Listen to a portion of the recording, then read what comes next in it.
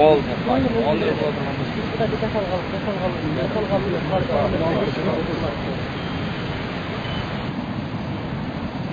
kolun götü sıyılıp kişiler gelgen bolsa baylatmaz dep süt emdi. Koyat. Bana oşulardı soyup isterim. إذا كان رجل يعني كريم جدا ويكون مثلا من الناس الملوك يعني يطلق اسمه هذا الصغير. Bunday bir kişi kayıtış bolsa, o dünyada safarga tapkan bolsa, Ağustan gelgen kişilerge onda çok baytal beyler. إذا كان وليمة كبيرة جدا أو في تزويج البنات أو من هذا القبيل إذا كانت الولاية مثل هذا. Ben balamdı üylesem oşandaydan bir ekini soyup. إذا زوجت ابني أنا ذبحت مثل هذا الاثنين. ما شاء الله. ودعوت الناس يعني جميعا. Bir cılkını 150 kırgız ceyim. هذا اختن واحد هذا يأكل 150 يوم. Maşallah. 300'den 300 kişi çakırgan olsa ne için إذا دعوت 300 شخص لازم أطبخ اثنين هذا حبتين. Bizde her bir cılkının sanının özünün bunday bir manisi var. Kanday kişiye kanday kişiler. والفرس كمان مثله هنا أن كل عضو له خاصية يقدم لشخص معين وكل واحد كذا حبة دبة لا. Tamamda çok cılkının kavurgasın nekige cılkı götürüyor. هذا اللي هنا اسمه هذا ضلع يقسم إلى 3 أقسام يقدم ل3 أشخاص. Şu bir kavurga bir cilt olsun sana. هذا ضلع هذا واحد يعتبر يعني واحد نصيب للسائل. هل السعر غالية هنا ولا؟ ما عندك غالي. Bazı Bişkek'te şu şuna oturgan bir 80 bin. $2,000. هذا في بشكك في مدينة بشكك اسمه هذا $2000. Ayrılar var.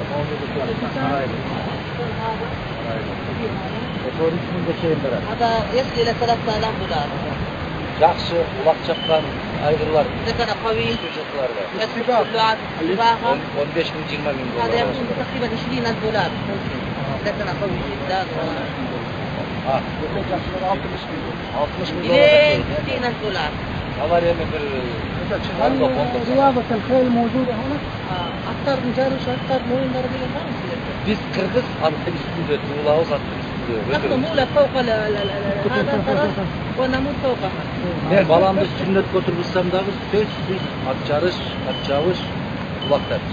إذا كان في وليمة ختان للأولاد الصغار يكون هناك مسابقة الخيول. Atası ötüp etken bolsa o şunu aşın derse biz 5 yıldan 10 yıldan sözsüz atçavış. وفي الولائم دائما كلما يكون هناك مسابقات للخيل. أي مناسبة يكون مسابقات للخيل. Atın üstünde erkek jigitlerin taymaş atırgan 9 tür güreşi var. هناك الرجال يكون فوق الفرس يكون هناك مسابقات بين الرجال فوق الفرس. نوعية 9 عندنا 9 نوعيات من المسابقات موجودة.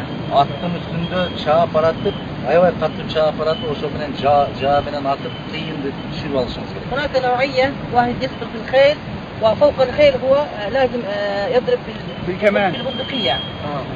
ايش هذا؟ الحملة صغيرة. Atmenen çağ aparatıp yerde durgan kıyındı alıp kaçışınız gerek. وهو فوق الراس ويأخذ هذا عملة صغيرة في الأرض يعني. Kaçıket varsan kızdı atmenen kuğup varıp bıçakta böğü alışınız. Olur ay çıkırık. Ay çıkırık da erkek çıkırık da. هناك عندنا في الجاهلية كان Kıskumay değil. كسكوماي. هذا يكون مثلا البنت شابة إذا شردت بالخيل والرجال كانوا يسبقونها. إذا وصلوا وكانوا يأخذونها يعني إلى بيتها. هذا كان غير متزوجة طبعا هي. يعني كان في الجاهلية. يعني هي تأخذ الخيل وتشرد وهو يلحق بها؟ نعم يلحق به ويقبلها ويأخذها إلى بيتها. وهي تكون زوجة له. هذا كان يعني أنا ما في. Atın üstünde durup alıp birin tartıp düşürüş gerek. Erkek, erkek çıkıp, jigit çıkıp birin tartıp düşürüş gerek attan. O da يكون رجلين فوق الفرس ويكون كل واحد يأخذ على آخر. إذا ما أسقط الآخر يكون هو الفائز. هذا موجود. аттын üstünde baratıp жерде жаткан 90 килограммдык торпокту көтөрүп алып үстүнөн коюш керек. وهو يكون فوق الفرس ويأخذ من الأرض تقريبا 90 كيلو 100 كيلو ايش يكون القاعدة يأخذ على طول يرفعها وهو يرفعها نعم يكون والفاي Aslında kırgız boluş kıyım. وأن يكون قرغيزا صعب جدا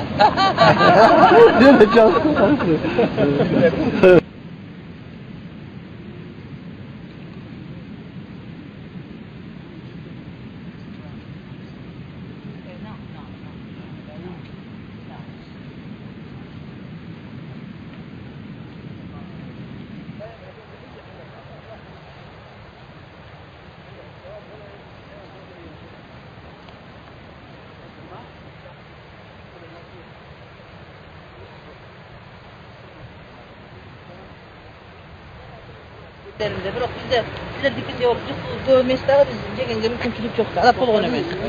Bирок öte az jelet. قليل.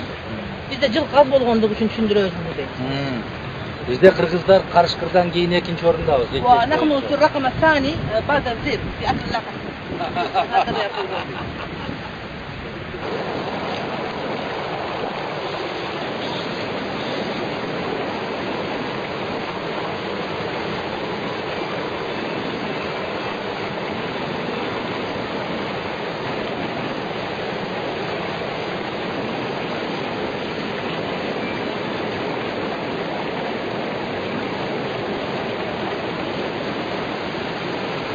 Çarbalak maселеге айланып кетип баратат.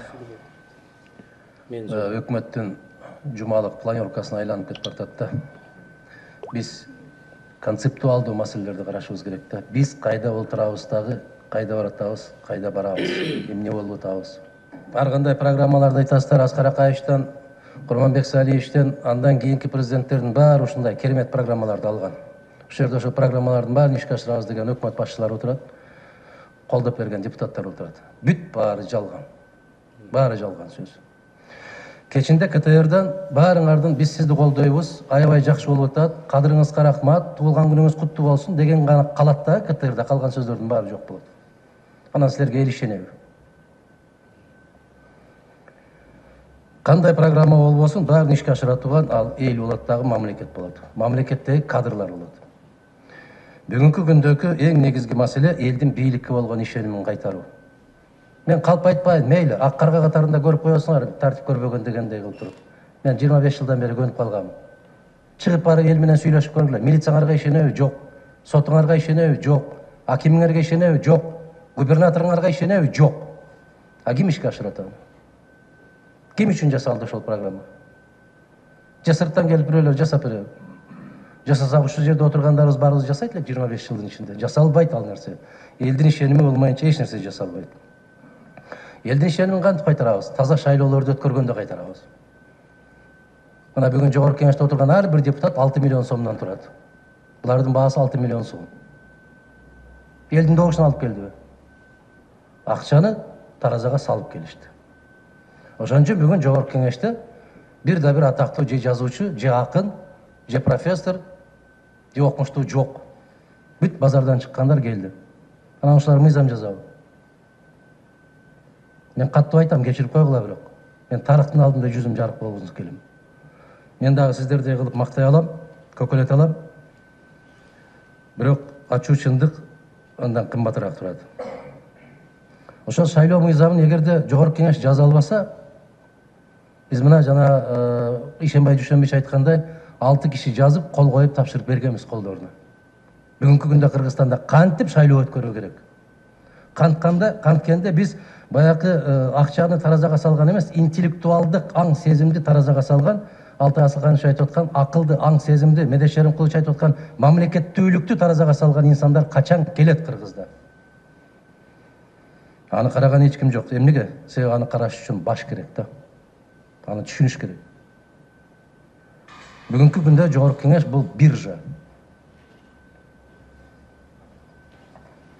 Муну өкмөттү колдоп бер десе колдоп берет. 3 күн өткөндөн кийин кокуй жаңылып калып турубуз, муну кетириш керек экен десе, дагы 5 киши кошулуп кетирип берет. Ушул өкмөт. Биз Аскар Акаевичтин мезгилинде нааразы болуп жүрүп турбуз. чөнтөк парламент болуп калды, юридический отделге айланып калды деп. Биз ошондо ар бир министрди керек болсо өткөрбөй коет элек. Эмнеге? Программасы жакпайт эле. Бүгүн мени кечирип коесуздар, өкмөт башчыңардан баштап вице-премьериңиз бирөөсүн да тааныбайсың. Кайдан келип калды? Эмне болгон киши? Тажрыйбасы кандай? Ал кандай принцип менен келип атат? Мени жакшы көрөт, менин айтканымды жасайт. Натыйжада эмне болуп атканын көрүп атасыздар. Областтын, райондун жетекчилери, урматтуу коллегалар, күлкү болуп атат бардык жерге барганыңыздарда. Силер деле угуп атасыңар, тойго барып атасыңар, бардыгыбыз эле Бишкекте көрүшүп жүрөбүз. Туфли сатып жүргөн, темир сатып жүргөн, башка сатып жүргөн киши губернатор болуп калды деген маселе ар бир жерде болуп атат. Улуттук стратегия боюнча, улуттук стратегия Конституциядан таптакыр түшүнүгү жок кишилер жазган муну. Эмнеге? Себеп президентте ыйгарым укугу жок маселелердин баарын президенттин мойнуна жүктөп койгон. Неге? Коркот. Мен 2009-жылы айттым эле, дагы Царины түзгөндө, Курманбек Салич. Игорь Витальевич не даст соврать. Курманбек Салич арабаны аттын алдына коюп чапкан киши кулап түшөт бир күндө. Конституцияда жок, бирок цари бар. Дал ошондой. Конституцияда жок укуктарды президентке берип атат. Стратегиялык өнүгүүнү ким көзөмөлдөйт, ким башында турат деген нерсе. Бул чарбалык маселе. Бул экономикалык маселе.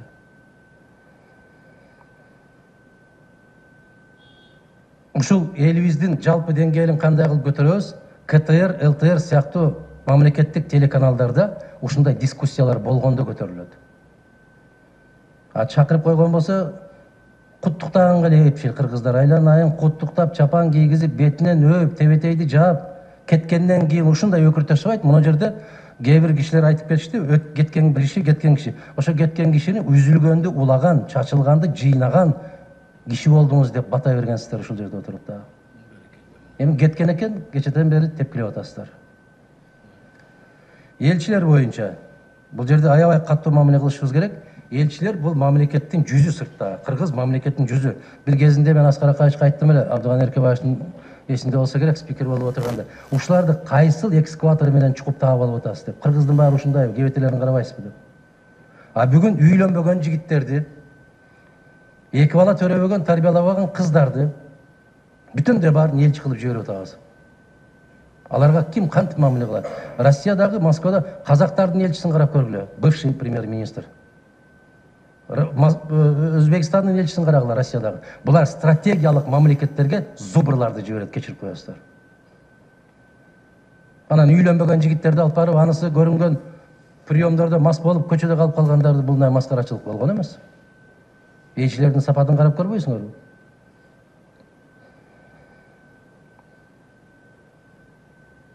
Четтеги биздин жарандарыбыз, айрыкча Россияда жүргөн жарандарыбызга эмне үчүн ошолорго шайлоо укугун бербейбиз? 1 миллионго жакын жигиттерибиз жүрөт, кыздарыбыз жүрөт. Эмне үчүн шайлоо кодексинде алардын конституциялык укуктары тебеленип калган? Эмне максат менен?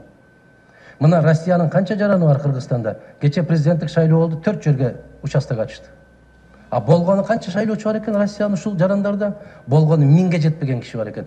Бизде 700 000 киши бар деген расмий каттоодон өткөн. Россияда кыргыздардын 18 000 кишиге уруксат бердик. 18 000-ин дагы тепкилеп отуруп, киргизгенин киргизип, киргизбегендердин кабыргаларын сындырып, кууп чыктык. Ушундай мамлекет болобузбу биз? Анан ошондон мен ишеним пайда болобу? Ишеним жаралабы? Мен соңку сунушум, бул жерде баягы көп сөздөрдү айтпайм, себеп сары майдай катып жүрбөйм. Массалык маалымат каражаттарын ачсаңыздар, ошол жерде бүт күн сайын Мадумаров сунуштарын айтып атат. Кемчиликтерин айтып атат. Анан жолукканда гана айтам деп сары майдай катып жүргөн жерим жок.